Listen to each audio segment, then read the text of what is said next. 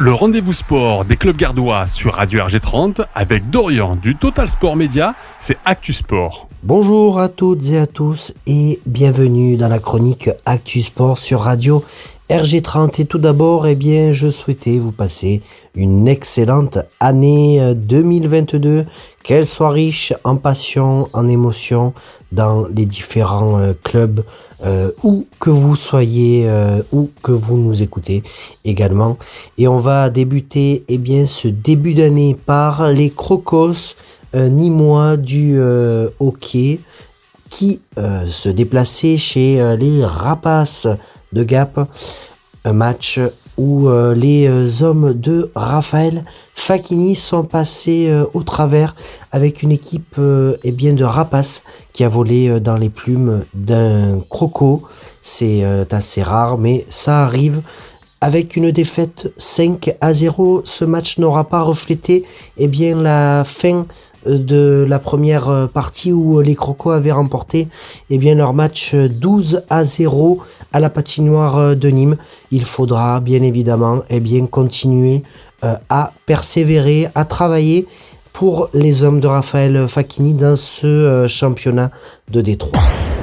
Du côté du handball, cette fois-ci, c'était le retour du championnat de D2 pour les filles de Delphine Sandré avec la réception de Saint-Amand dans un contexte particulier là aussi puisque les filles de Delphine Sandré avaient pas mal d'absentes sur la feuille de match, mais elles ont quand même fourni un beau match, un match XXL vraiment dans l'Agora de Bouillargues malgré la défaite 26-27 face à une équipe de Saint-Amand, Statuvap, seconde au classement et qui pourrait bien monter en championnat de D1 à la fin de la saison, mais ça reste encore à voir bien évidemment parce que cette deuxième partie sera également longue avec ce retour du Covid en force et ces matchs reportés comme vous avez déjà pu le voir.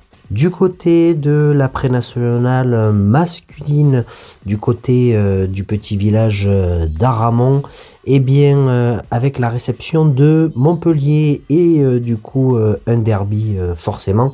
Un derby ça se joue mais ça se gagne, mais ça n'aura pas été le cas pour les Aramonais avec cette défaite 30-32. Beaucoup de maladresse, d'énervement, d'impatience et d'imprécision auront eu raison des Aramonais sur cette rencontre, mais cela n'empêchera pas d'assurer une deuxième place et un maintien d'ores et déjà acquis en pré-national.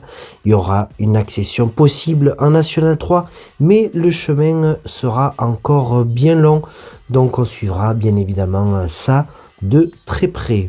Merci en tout cas de nous suivre sur l'ensemble de nos réseaux sociaux ainsi que sur Total Sport Média. N'hésitez pas à nous suivre et à nous communiquer vos résultats aussi dans cette deuxième partie de saison.